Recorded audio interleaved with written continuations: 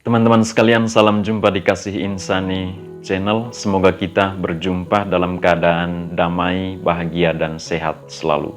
Saya Pater Avensauris Fide di Ende, Pulau Flores, dari Sukarelawan Kelompok Kasih Insanis atau KKI Provinsi Nusa Tenggara Timur, yang selama ini sejak 2014 sedikit menaruh kepedulian terhadap saudara-saudari kita yang menderita gangguan jiwa di wilayah ini. Pada tanggal 1 Februari kemarin 2021 digelar rapat koordinasi di Mapolres Ende, rapat koordinasi terkait penanganan atas kasus Pasung Ansel.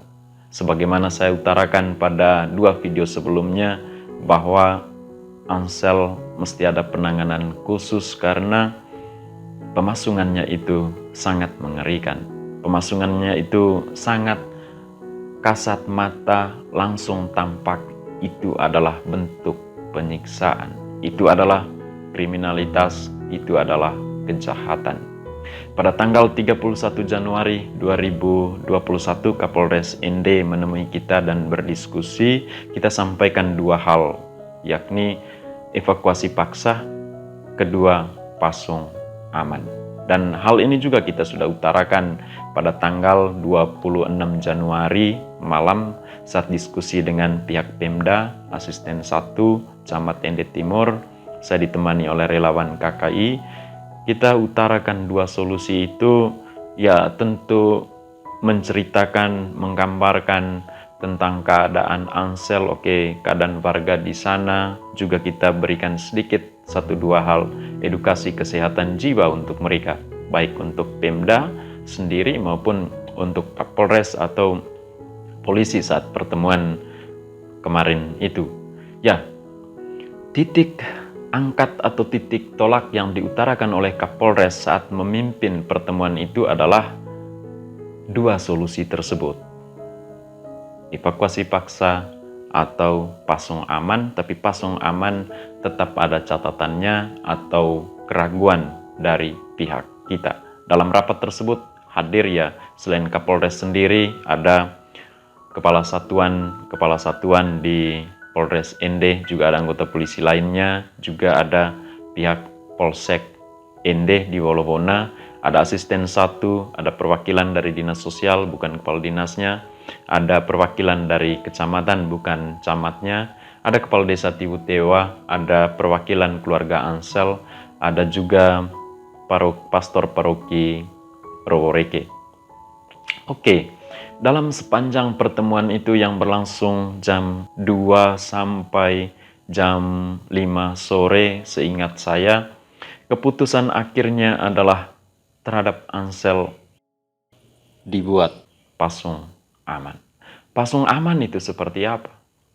Ya, pasung aman itu dalam pembicaraan tersebut dibuat tempat tidur di rumahnya, dan di sekitar bagian ini itu tempat tidur itu mesti dibuat lubang untuk pembuangan WC kecil atau WC besarnya Ansel atau korban pasung. Dan di lantai rumahnya itu disepakati dibuat tempat untuk aliran air, aliran baik WC kecil maupun WC besar, atau juga air perawatan dirinya, misalnya cuci muka, sikat gigi, atau mandi. Dan yang menyediakan itu selain warga di sana juga dinas sosial dan pihak kecamatan. Ini syarat pertama dari pasung aman. Dan hasil pertemuan pada tanggal 1 rapat koordinasi itu. Dan tanggal 2 kemarin, sekarang tanggal 3 video ini dibuat tanggal 3. Pada tanggal 2 kemarin, pihak kepolisian, tentara, perawat ke sana. Juga perwakilan dari relawan KKI ke Kampung Kurumboro untuk segera buat pasung aman itu. Tetapi yang kita temukan, ini sudah ada pelanggaran pertama ini. Tidak memenuhi syarat pasung aman. Ya, tidak tidak patuh terhadap kesepakatan bersama, yakni mereka bukan membuat tempat tidur di dalam rumah milik Ansel, tetapi mereka buat pondok. Dan buat pondok itu dari kemarin sampai tadi malam polisi dan tentara yang buat, saya kira dibantu oleh warga, itu dibuat pondok dekat rumah ibadah, dekat kapel. Di sana di bawah pohon kemiri. Ya kenapa tidak buat tempat tidur di dalam rumahnya? Karena ya menurut relawan ya masyarakat tidak setuju untuk buat tempat tidur itu. Ya, dan pihak kepolisian atau tentara ikut saja keinginan masyarakat untuk buat pondok. Padahal itu sudah di luar kesepakatan pada rapat koordinasi itu. Apa yang diputuskan dalam rapat koordinasi itu sebagaimana dikatakan oleh Pak Kapolres ya harus dijalankan. Tetapi nomor satu sudah tidak dipenuhi. Ya. Syarat pasung aman yang kedua adalah dia diberi makan dan minum.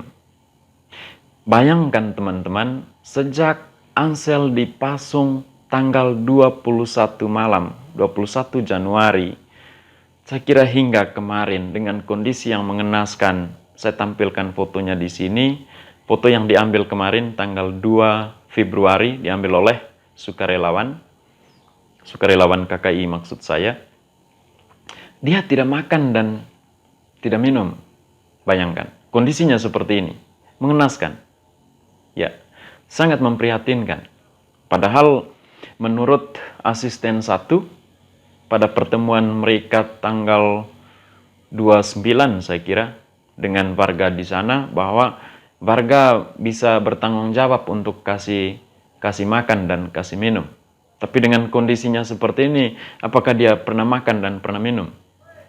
Oke, tangannya masih diikat saat itu dan kemarin baru dilepaskan. Lihat saja kondisinya.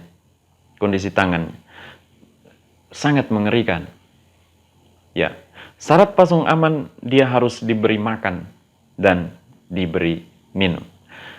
Persoalannya adalah siapa yang memberi makan dan siapa yang memberi minum. Itu tidak jelas sama sekali dalam rapat koordinasi tersebut. Tidak bisa dibuat generalisasi bahwa keluarganya Ansel yang berikan dia makan dan minum. Keluarganya Ansel itu siapa? Perwakilan keluarga kemarin katanya itu ada hubungan darah dengan mamanya Ansel atau bapaknya, kurang lebih seperti itu. Ya dia juga setuju pasung aman. Ya, tidak bisa generalisasi bahwa keluarganya Ansel yang kasih dia makan atau warga Kurumboro yang kasih dia makan dan kasih minum. Kita mau itu paling tidak siapa orangnya. Sehingga lebih jelas untuk kita pantau, kita lihat sejauh mana orang itu atau sekelompok orang memenuhi atau patuh pada yang disebut pasung aman. Dan saya contohkan kepada Kapolres pada pertemuan di Biara Santo Konradus tempat saya tinggal pada Minggu 31 Januari soal kasih makan dan kasih minum itu. Pak Kapolres, kalau saya kasih air kepada Bapak dan Bapak sedang haus, ya saya bisa kasih. Ada 2 jenis kasih. Saya bisa kasih begitu saja, sorong begitu saja, dengan wajah yang kurang ramah, dengan wajah yang ekspresi yang jengkel, dengan ekspresi paksaan. Ya. Cara yang kedua adalah saya kasih dengan sopan, Bapak ini air silakan minum, atau Bapak kita minum dulu. Ya. Kalau terhadap orang sakit, cara kasih sesuatu kepada mereka apalagi makan dan minum itu seperti apa?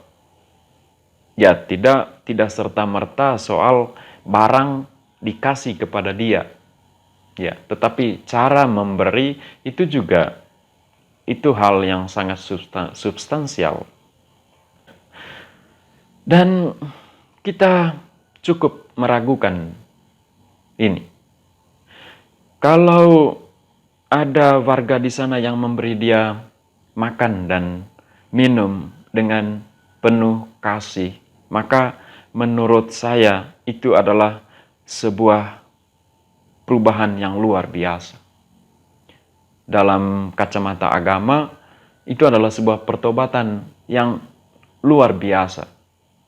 Dari sebelumnya mereka memasung dengan kondisi penyiksaan, bahkan mungkin menghendaki saudara kita ini mati di pasungan, ya kita melihat kondisinya itu ya mereka menghendaki saudara kita ini mati di pasungan, lalu berubah menjadi penuh kasih sayang. Itu sebuah perubahan yang luar biasa. Apakah perubahan yang luar biasa ini, pertobatan yang luar biasa ini akan terjadi dalam aplikasi atau aktualisasi, realisasi dari Pasung Aman? Kita akan lihat nanti. Yang ketiga adalah dia diberi layanan medis. Oke, Puskesmas siap memberikan layanan. Pada tanggal 26 Januari bersama para sukarelawan KKI, Puskesmas ke sana. Tetapi saat itu belum bisa intervensi medis karena kondisi tempat pasung tidak memungkinkan hal itu. Ini satu soal lagi. Siapa yang memperhatikan atau memberi dia minum obat? Tidak bisa obat itu langsung dikasih kepada pasien atau pasien memegang obat itu dan mengatur sendiri meminum obat. Oh, tidak bisa.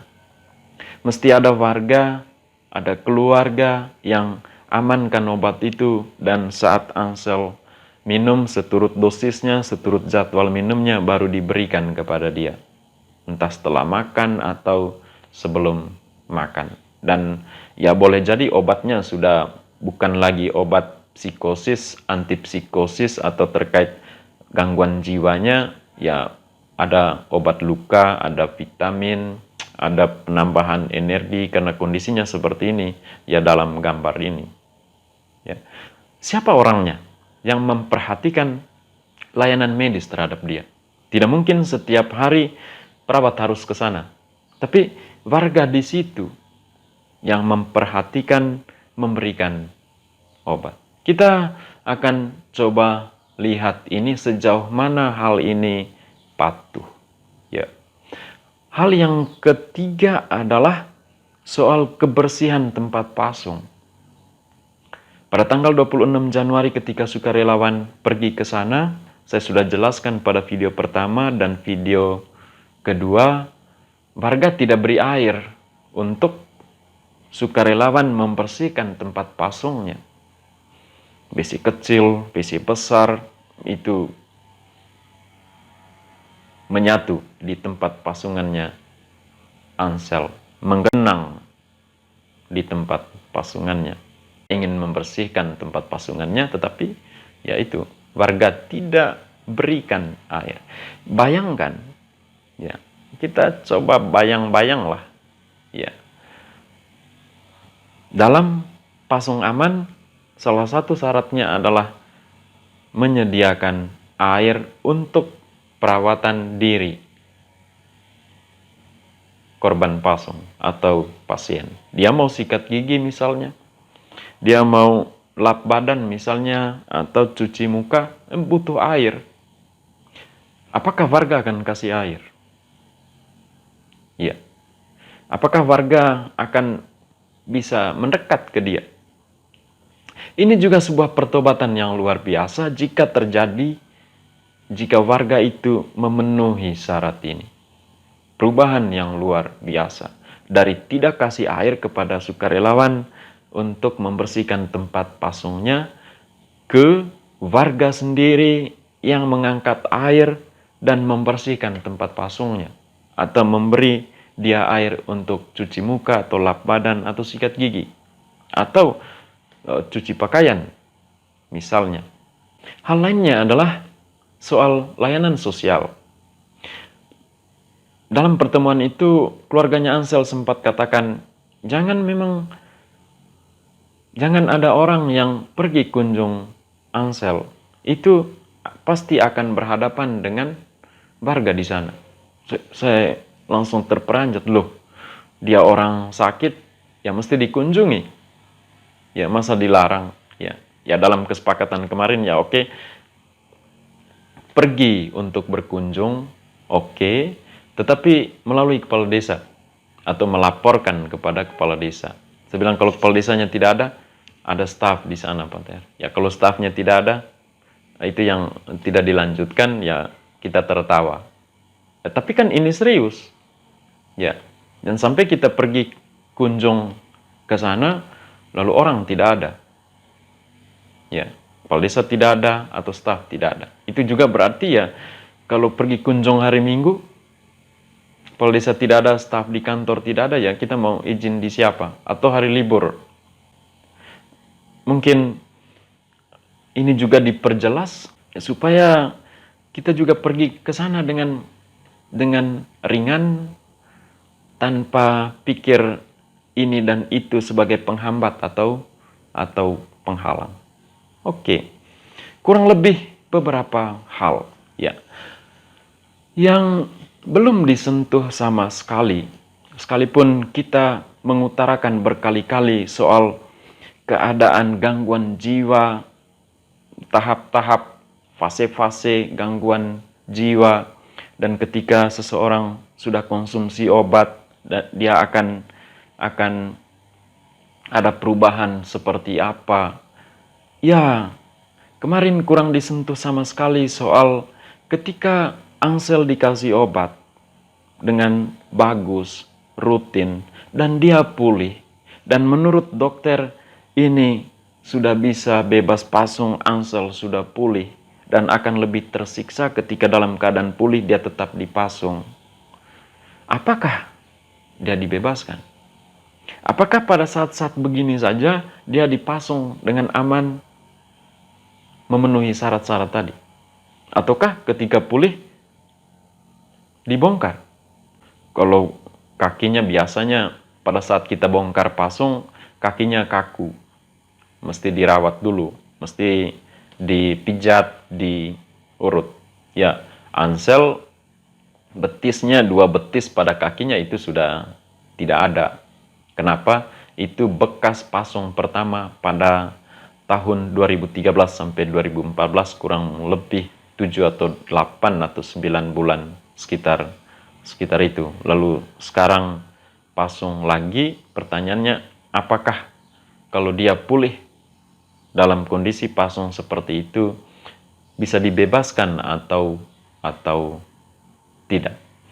Ya, kita berikan contoh beberapa hal ya. Beberapa kasus kita bongkar pasung dengan dukungan keluarga. Ya.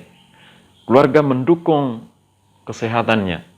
Terlepas dari dia buat apa saat dia kambuh atau saat puncak-puncak sakitnya. Tapi kurang ditanggapi oleh para pihak dalam rapat tersebut. Malah kepala desa katakan apakah dia sembuh benar atau tidak. Padahal kita sebelumnya sudah menjelaskan bahwa gangguan jiwa itu tidak bisa dibilang sembuh. Ya. Gangguan jiwa itu hanya bisa pulih atau stabil setiap orang dengan kondisinya masing-masing. Itu pun ya kita sudah jelaskan sebelumnya, tapi memang kurang diingat. Dan saya pun tahu bahwa atau sadar ya, bisa dibilang sadar bahwa edukasi kesehatan jiwa itu harus dilakukan ya, terhadap siapapun, terutama dalam konteks sekarang terhadap warga Kurumboro ya, bersama jajaran aparat desa atau warga sekitar di sana. Itu tentang pasung aman. Bagaimana dengan evakuasi paksa? Evakuasi paksa ini agak berat. Ya, pertama dari sisi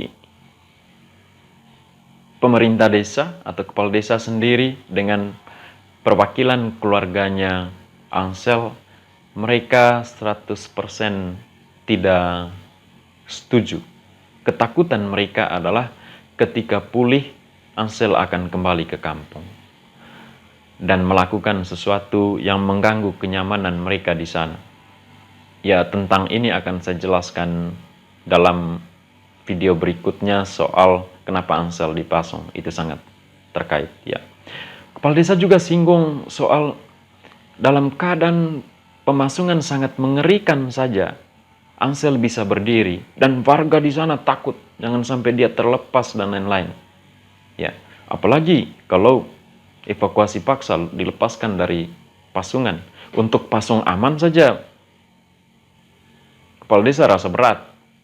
Perwakilan dari keluarga rasa berat. Yang mereka inginkan memang seperti pasung yang sekarang ini, yang ada dalam gambar ini, dan tanggal 2 kemarin ya talinya sudah dilepaskan dan buat pondok tadi. Itu yang mereka inginkan seperti itu, dan menurut mereka itu aman. Dan warga juga jadi aman.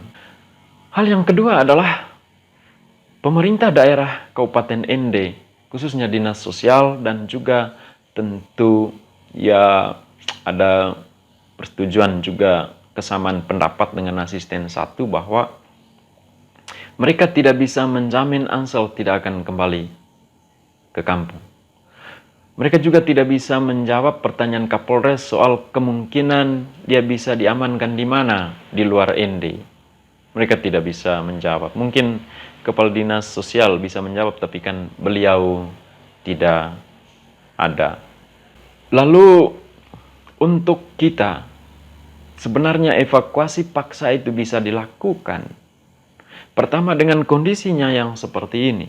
Seperti kata Kapolres, kita evakuasi dulu, lalu keluarga dan polisi atau tentara, pihak kecamatan buat tempat tidur tadi di rumah pasungan. Kita evakuasi Ansel dulu untuk kita rawat di sini, di rumah sakit atau di tempat di mana di sini. Seperti yang saya sudah singgung sebelumnya, Pemda sudah kasih kita sebuah rumah untuk tempat tinggal Ansel. Kita rawat dia di situ, ada relawan, ada puskesmas yang akan merawat.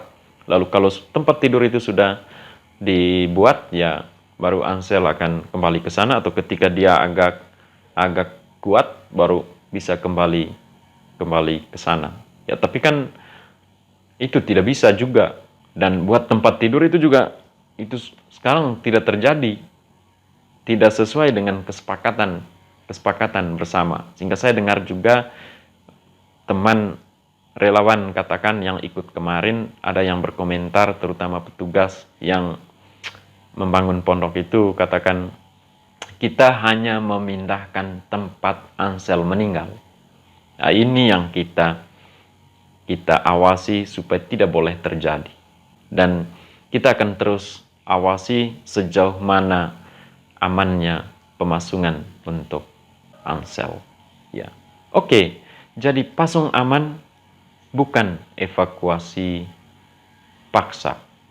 Menurut warga, evakuasi paksa ketika Ansel sudah di luar kampung akan di luar terus, dan ketika pulih akan kembali lagi. Padahal sudah jelas katakan bahwa evakuasi paksa untuk rawat dulu sambil buat tempat tidur itu yang tentu tadi saya sudah singgung sudah tidak sesuai dengan kesepakatan bersama.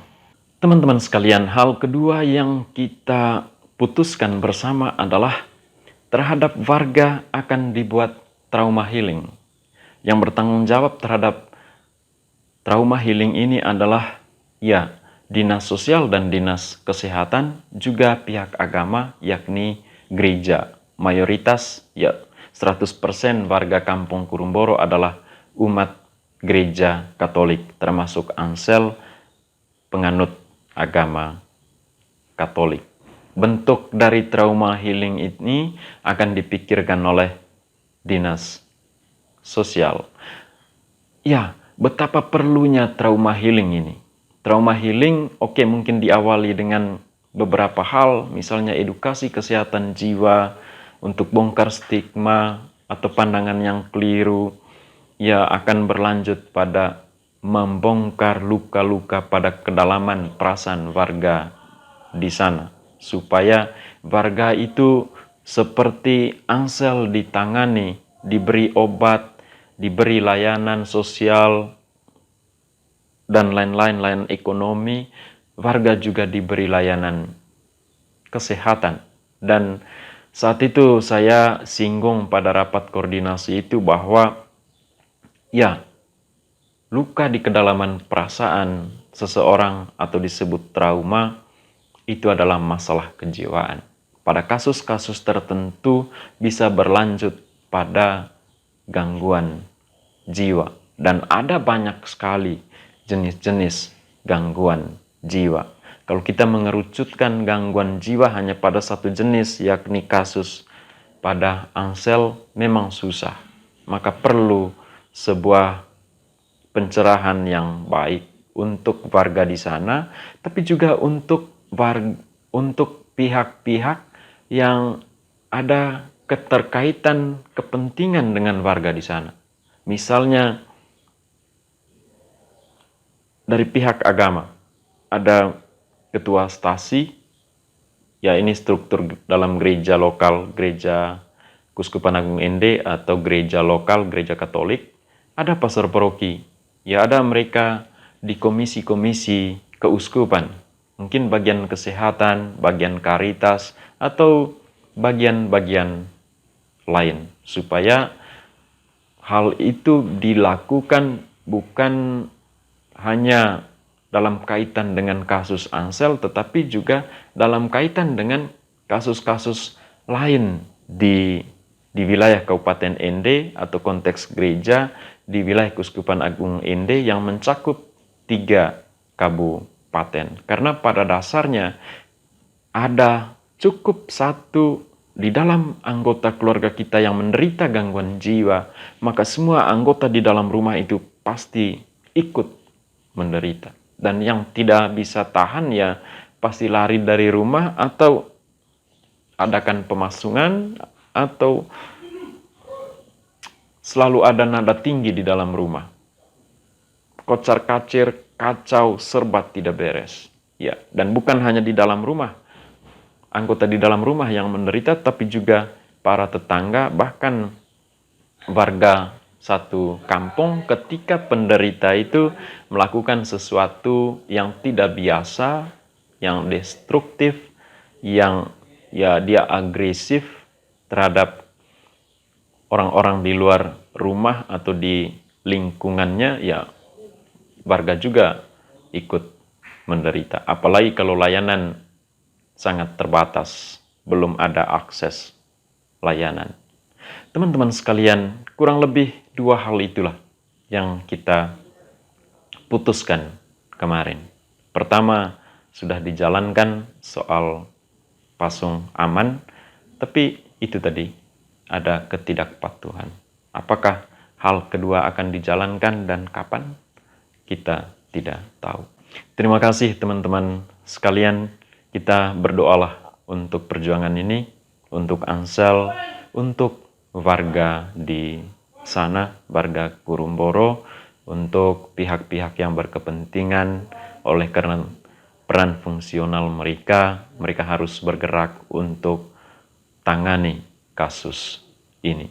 Salam sehat jiwa teman-teman, salam belum kalah tentunya.